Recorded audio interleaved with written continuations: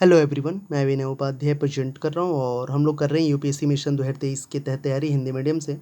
और इस वीडियो में हम लोग बात करेंगे 27 जुलाई 2022 के रिगार्डिंग जितने भी इंपॉर्टेंट पॉइंट्स बनेंगे द हिंदू से, उन सबको कवर करेंगे जैसे कि हमेशा की तरह करते हैं। और मैं उम्मीद करता हूँ आपसे आप पसंद करते हो इस सेशन को, प्लीज़ लाइक शेयर किया करो और पीछे की सभी वीडियोज़ को आप ज़रूर रिवाइज किया करो। प्रीलिम्स फैक्ट्स वाले प्लेलिस्ट में मिल जाएगा। तो आज के सारे पॉइंट्स को देखते हैं।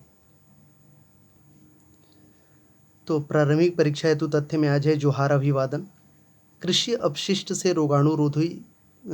रोधी कोटिंग का विकास, भारत में 5 नए रामसर स्थल, सफ़ेद प्याज के लिए जीआई टैग, इसके अलावा 4 पूर्वोत्तर राज्यों में परिसीमन, मॉडल किराएदारी अधिनियम, खाद्य प्रबंधन और राज्य के सार्वजनिक उपक्रमों का उधार। ये टोटल 8 पॉइंट्स आज कवर करेंगे हम लोग 27 जुलाई 2022 के रिगार्डिंग द हिंदू न्यूज़पेपर से। प्रारंभिक परीक्षा हेतु तथ्य जोहार अभिवादन क्या है ये?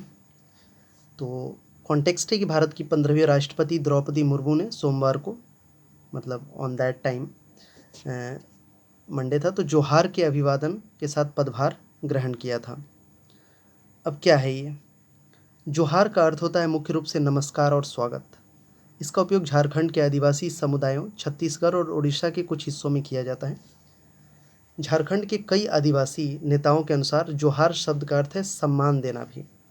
आदिवासी समुदाय प्राकृतिक उपासक हैं और सरना धर्म संहिता का पालन करते हैं, हालांकि इसे आधिकारिक धर्म घोषित नहीं किया गया है, तो इसीलिए चर्चा में था ये। नेक्स्ट है कृषि अपशिष्ट से रोगाणुरोधी कोटिंग का विकास। DBTCIAB centre of innovative and applied bio processing Mohali की एक शोध टीम ने क्वांटम डॉट्स नामक कैडमियम सल्फाइड के लिग्निन और नैनो कणों का उपयोग करके एक नैनो कंपोजिट विकसित किया है। इस टीम ने व्यक्तिगत सुरक्षा उपकरण पर नैनो कंपोजिट को भी लेपित किया है और बैक्टीरिया को नष्ट करने में इसकी प्राथमिकता का प्रदर्शन किया है, इसलिए चर्चा में है। भारत में 5 नए रामसर स्थल जोड़े गए हैं। टोटल अभी कितने हैं रामसर साइट्स, आप कमेंट सेक्शन में बताना वर्तमान में। ये अभी तक तो हम लोग 27 जुलाई तक पहुँचे हैं ना, अगस्त आते आते आपको पता चलेगा कि 75 रामसर साइट्स हो गए हैं 75 साल आज़ादी के। उसमें भारत ने अंतर्राष्ट्रीय महत्व में के 5 नए वेटलैंड्स आर्द्रभूमि स्थल नामित किए हैं, जिसमें तमिलनाडु में 3 आर्द्रभूमि, किरिकली पक्षी अभयारण्य, पल्लीकरनई मार्श रिजर्व फॉरेस्ट और पीचवरम मैंग्रोव, मिजोरम में एक पाला आर्द्रभूमि और मध्य प्रदेश में एक आर्द्रभूमि सांख्य सागर। इस प्रकार देश में राम स्थलों की कुल संख्या 49 से बढ़कर 54 हो गई। ठीक है, तो देख सकते हैं यहाँ पे Pallikaranai Marsh reserve forest Tamil Nadu या चेन्नई में मीठे पानी का दलदल है, या चेन्नई में एकमात्र जीवित आर्द्रभूमि है। पारिस्थितिकी तंत्र दक्षिण भारत की अंतिम शेष प्राकृतिक आर्द्रभूमि है। करिकली पक्षी अभयारण्य तमिलनाडु के कांचीपुरम जिले में स्थित है। पीचवरम मैंग्रोव यह तमिलनाडु के कुड्डालोर जिले में चिदम्बरम के पास स्थित है। इसकी गणना देश के सबसे बड़े मैंग्रोव वनों 1100 हेक्टेयर से अधिक में की जा सकती है। इसके अलावा पाला आर्द्रभूमि मिजोरम, यह मिजोरम की सबसे बड़ी प्राकृतिक आर्द्रभूमि है। आर्द्रभूमि हरे भरे जंगलों से घिरी हुई है। सांख्य सागर मध्य प्रदेश या झील शिवपुरी मध्य प्रदेश में माधव राष्ट्रीय उद्यान का एक अभिन्न अंग है। तो ये 5 जोड़े गए हैं। तो इस तरह से 49 से 54 हो गए हैं। अब थोड़ा सा समझते हैं रामसर साइट्स के बारे में। रामसर अभिसमय रामसर कन्वेंशन आर्द्रभूमियों के संरक्षण को प्रोत्साहित करने वाला एक अंतर्राष्ट्रीय समझौता है। इस अधिनियम पर 2 फरवरी 1971 को कैस्पियन सागर के तट पर स्थित ईरान के शहर रामसर में हस्ताक्षर किए गए थे, इसलिए इसे रामसर अभिसमय रामसर कन्वेंशन कहा जाता है। आधिकारिक तौर पर इसे अंतर्राष्ट्रीय महत्व की आर्द्रभूमियों, विशेषकर जल पक्षी वास स्थल पर अभिसमय convention on wetlands of international importance specially for waterfowl habitat कहा जाता है। मॉन्ट्रेक्स रिकॉर्ड की बात करें तो रामसर अभिसमय के तहत मॉन्ट्रेक्स रिकॉर्ड, तो बेसिकली जो मॉन्ट्रेक्स रिकॉर्ड है ये क्या है? अंतर्राष्ट्रीय महत्व की आर्द्रभूमियों की सूची में आर्द्रभूमि स्थलों का एक रजिस्टर है। इसमें मानवीय हस्तक्षेप व प्रदूषण के कारण पारिस्थितिकी रूप से संकटापन्न आर्द्रभूमियों को शामिल किया जाता है। इसे रामसर सूची के भाग के रूप में बरकरार रखा जाता है। मॉन्ट्रेक्स रिकॉर्ड की स्थापना कॉन्फ्रेंस ऑफ कॉन्ट्रैक्टिंग पार्टीज 1990 के तहत की गई थी।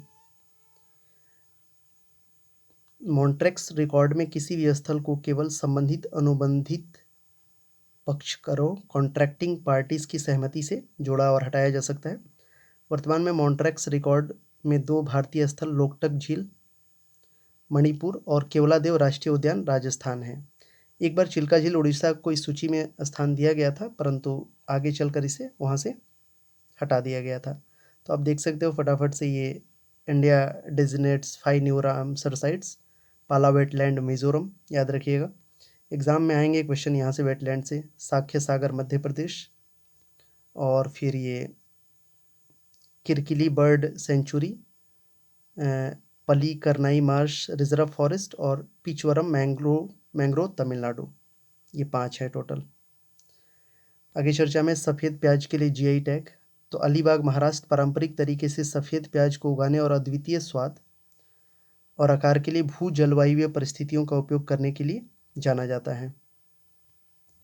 इसका विवरण क्या है? तो भौगोलिक संकेतक जीआई टैग जियोग्राफिकल इंडिकेशन मुख्यतः किसी एक विशिष्ट भौगोलिक क्षेत्र में उत्पादित कृषि, प्राकृतिक अथवा निर्मित उत्पाद, हस्तशिल्प, औद्योगिक वस्तुएं होती हैं। इसमें आमतौर पर इन उत्पादों का नाम गुणवत्ता और विशिष्टता का आश्वासन देता है, जो कि वास्तव में इनकी उत्पत्ति स्थान विशेषता को अभिव्यक्त करता है।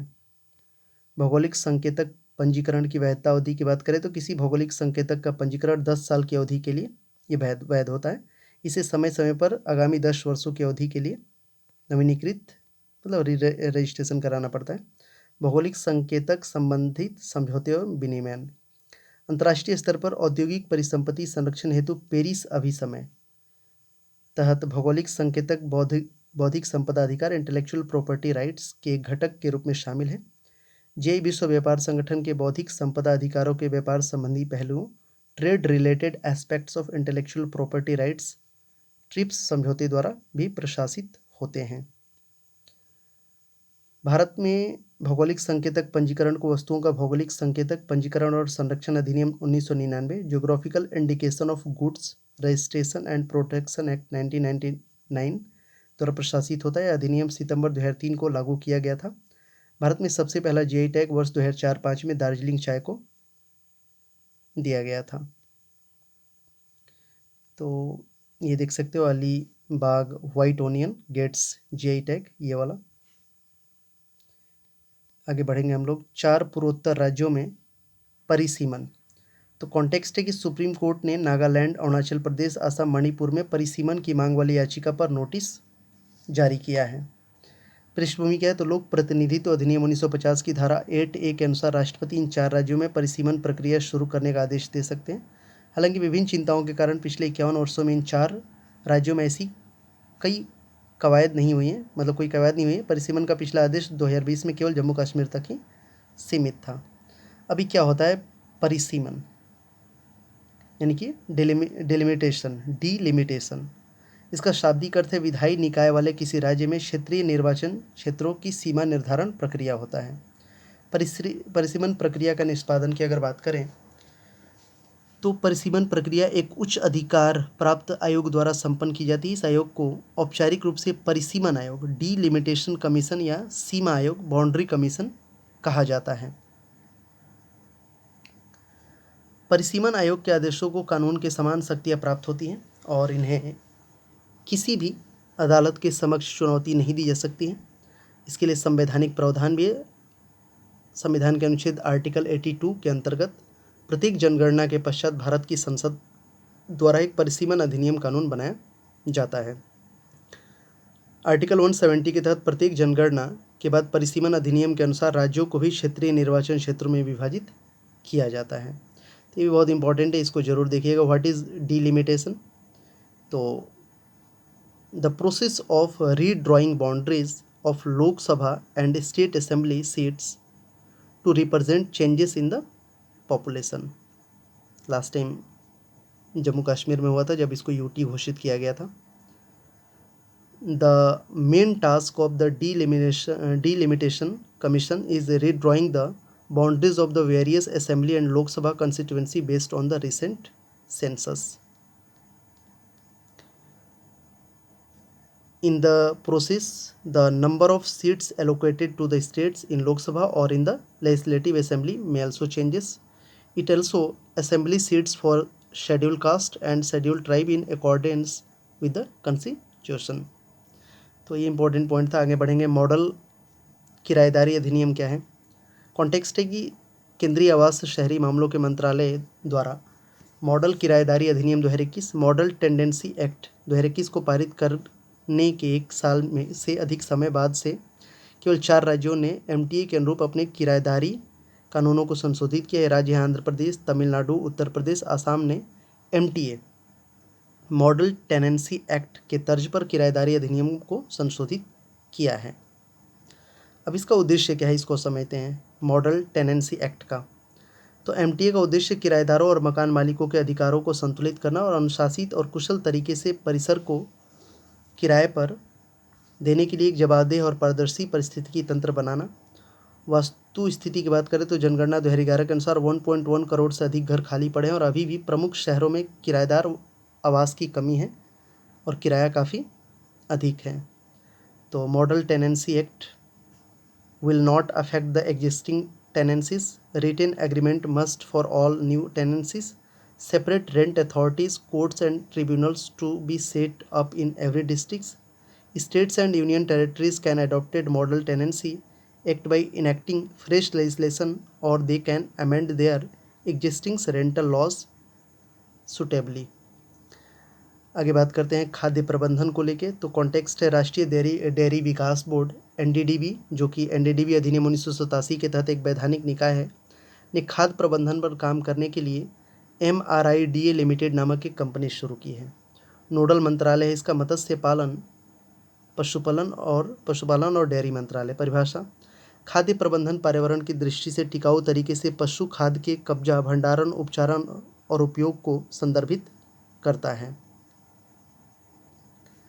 खाद्य प्रबंधन के लाभ की बात करें तो उर्वरकों की लागत कम करना, जैसे जैव स्लरी का उत्पादन करके, दुधारू पशुओं की आय में वृद्धि, ग्रीन हाउस उत्सर्जन को कम करना, बायोगैस उत्पन्न करके जो LPG का विकल्प हो सकता है. खाद्य प्रबंधन के लिए सरकारी योजना गोवर्धन योजना, पशु अपशिष्ट से ऊर्जा. इसके अलावा शोधन, गोबर आधारित जैविक उर्वरकों को एक समान पहचान प्रदान करने के लिए एक ट्रेडमार्क. राष्ट्रीय सतत कृषि मिशन की पूंजी निवेश सब्सिडी, जैव अपशिष्ट से जैविक खाद का उत्पादन. प्रोसेस ऑफ मैन्योर मैनेजमेंट को आप यहाँ से समझ सकते हो कि कैसे होगा.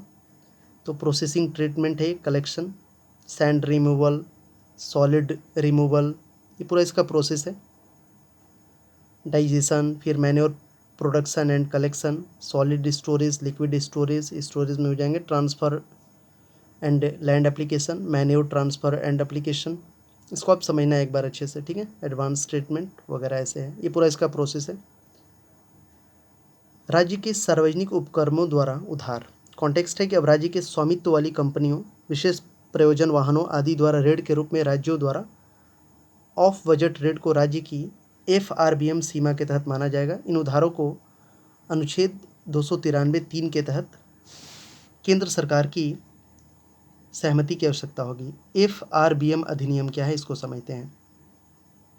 तो FRBM यानी कि राजकोषीय उत्तरदायित्व बजट प्रबंधन, fiscal responsibility and budget management 2003 वित्तीय घाटे को कम करने के लिए एक वित्तीय विनियमन करता है. 12वें वित्त आयोग के अनुसार सभी राज्यों को अपना FRBM अधिनियम बनाना होगा और इसके अनुपालन की निगरानी राज्य विधानसभाओं द्वारा की जाएगी. FRBM अधिनियम की प्रमुख विशेषताओं की बात करें तो राजकोषीय उत्तरदायित्व और बजट प्रबंधन अधिनियम FRBM एक्ट के तहत सरकार के लिए संसद में प्रतिवर्ष केंद्रीय बजट के साथ निम्नलिखित दस्तावेजों को प्रस्तुत करना अनिवार्य है. पहला है मध्यकालिक राजकोषीय नीति विवरण, medium term fiscal policy statement, बृहत आर्थिक रूपरेखा विवरण, मैक्रो इकोनॉमिक फ्रेमवर्क सिस्टम, राजकोषीय नीति कार्यनीति विवरण, फिस्कल पॉलिसी स्ट्रैटेजी स्टेटमेंट. अब इससे रिलेटेड कुछ ही इंपॉर्टेंट आर्टिकल है, आप जरूर देख लें. आर्टिकल 293 राज्य सरकार द्वारा उधार लेने से संबंधित है, ठीक है. एक बार पढ़ लीजिए, इसको याद करने की जरूरत नहीं है। 293(1) किसी राज्य की कार्यपालिका शक्ति राज्य की संचित निधि की सुरक्षा पर भारत के राज्य क्षेत्र के भीतर उधार लेने तक विस्तारित है। 293(2) में केंद्र सरकार किसी भी राज्य को ऋण दे सकती है, गारंटी दे सकती है, जब तक कि अनुच्छेद 292 के तहत निर्धारित किसी सीमा से अधिक न हो। 293(3) में है, यदि किसी ऐसे उधार का जो भारत सरकार ने उसकी पूर्ववर्ती सरकार ने उस राज्य को दिया था अथवा जिसके संबंध में भारत सरकार ने या उसकी पूर्ववर्ती सरकार ने प्रतिभूति दी थी, कोई भाग अभी बकाया है तो वह राज्य सरकार की सहमति के बिना कोई उधार नहीं ले सकेगा। तो ये था जो है आज का। तो बेसिकली हमने कवर किया इसमें 27 जुलाई 2022 के रिगार्डिंग जितने भी इंपॉर्टेंट पॉइंट्स बन रहे थे द हिंदू न्यूज़पेपर से उनको। वीडियो अगर आपको अच्छा लगता है तो प्लीज़ ज़रूर लाइक और शेयर किया करिए, और एकदम कंप्लीट कराऊंगा मैं जब तक से आपका प्रीलिम्स एग्ज़ाम का अच्छे से तैयारी ना हो जाए ना, डेली बेसिस पे से मैं डालते रहूँगा। इसको देखिए, रिवाइज करिए, नोट्स बनाइए। देखिए आपके अपने खुद के नोट्स ही आपको यूपीएससी जैसे बड़े एग्जाम में सिलेक्शन दिला सकते हैं। अदरवाइज आप कितना भी यूट्यूब पर वीडियोस देख लो, कितनी भी कोचिंग का स्टडी मटेरियल कर लो, कुछ भी कर लो, अगर आप अपना खुद का नोट्स नहीं बना रहे हो तो फिर बहुत मुश्किल होगा यूपीएससी जैसे एग्ज़ाम के लिए। ठीक है, thank you so much for watching this video. Please Telegram join करें, वहाँ पे क्विज़ मैं कराते रहता हूँ सारे सब्जेक्ट्स का, प्रीलिम्स एग्जाम के एमसीक्यूज़ को लेके। मिलते हैं नेक्स्ट वीडियो में, बाय।